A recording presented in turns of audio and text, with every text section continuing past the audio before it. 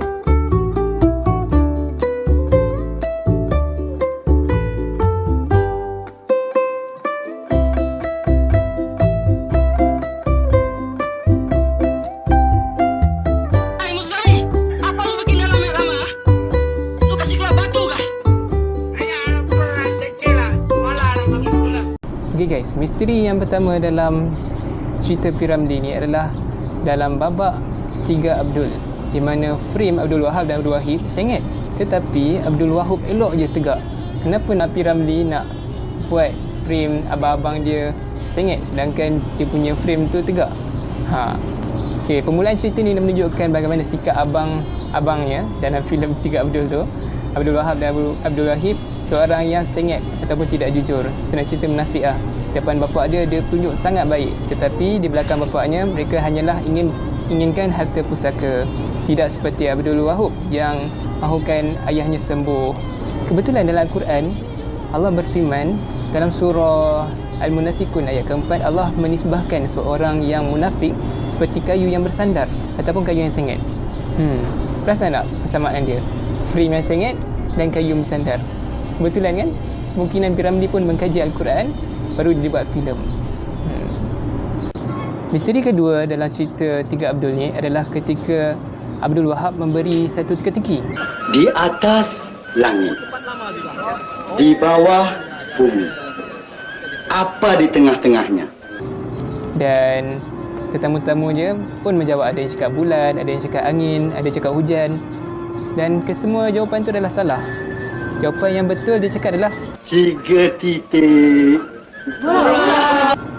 Apa maksud 3 titik di sini? 3 titik mengikut penulis iaitu Daniel Kadir mengatakan 3 titik adalah huruf nya. Kemungkinan huruf nya tu bermaksud nya, NYA, yang maksud Tuhan. Dalam aliran Asy'ariyah, Tuhan tidak bertempat. Tuhan wujud, Allah wujud bila makan. Allah wujud tidak bertempat, tidak ada di langit, tidak ada di bumi. Allah tidak bertempat. Tetapi maksud sebenar pada 3 titik ni, wallahu alam, kita masih tak tahu apa maksud sebenar yang P. Ramlee ingin sampaikan. Misteri ketiga dalam filem 3 Abdul ni adalah ketika P. Ramlee menyebutkan negara-negara stan tu. Tauhid Gostan? Negeri mana tu? Dekat-dekat dengan negeri setan. Negeri setan pun ismi ada harta. Tongostan? Titistan? Popostan? Tanjung Rambutan. Kaya. Sebelum tu kita kena tahu kenapa penggunaan stan di beberapa buah negara seperti Pakistan, Tajikistan, Kazakhstan. Kenapa? Stan ini dipercayai dipengaruhi oleh budaya Parsi yang merujuk kepada sesuatu yang dimiliki oleh sesuatu kaum atau bangsa. Majoriti negara-negara ini muncul pada tahun 1991 selepas perpecahan Soviet Union. Soalannya, bagaimana P. Ramlee boleh muncul idea untuk menyebutkan negara-negara stan tu pada tahun 1994 di mana filem 3 Abdul dihasilkan, sedangkan negara-negara tu wujud pada 1991. Cuba fikirkan, mana idea yang dia dapat? Misteri kan? Itulah 3 misteri yang terdapat dalam filem 3 Abdul yang kita masih tertanya-tanya kenapa P. Ramlee boleh muncul idea-idea sebegitu. Sekarang kita pergi ke satu filem, iaitu filem Alibaba Bujang Lapuk. Apa yang menariknya dalam cerita Alibaba Bujang Lapuk ni adalah ketika Normadia, iaitu pelakon sebagai hamba kepada Ali Baba, sedang mengambil air pada waktu pagi, dan dia menyanyi lagunya adalah Alangkah Indah.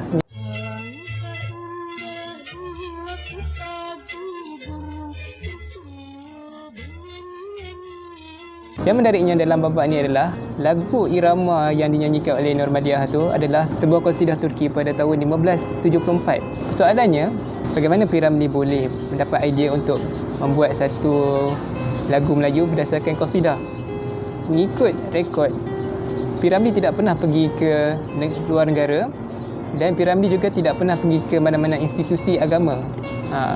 Bagaimana dia boleh belajar tentang lagu-lagu qasidah ni? Sedangkan masa tu tak ada lagi akses internet ataupun MP3 ke apa ke. Okay, bercakap tentang qasidah, adakah qasidah sama dengan selawat?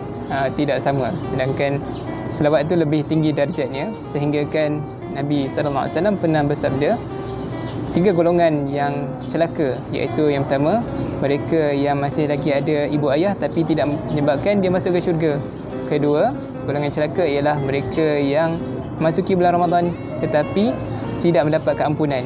Dan ketiga ialah mereka yang mendengar nama Nabi tapi tidak berselawat. Jadi adakah qasidah ni kita terdapat pahala dengan kita berqasidah?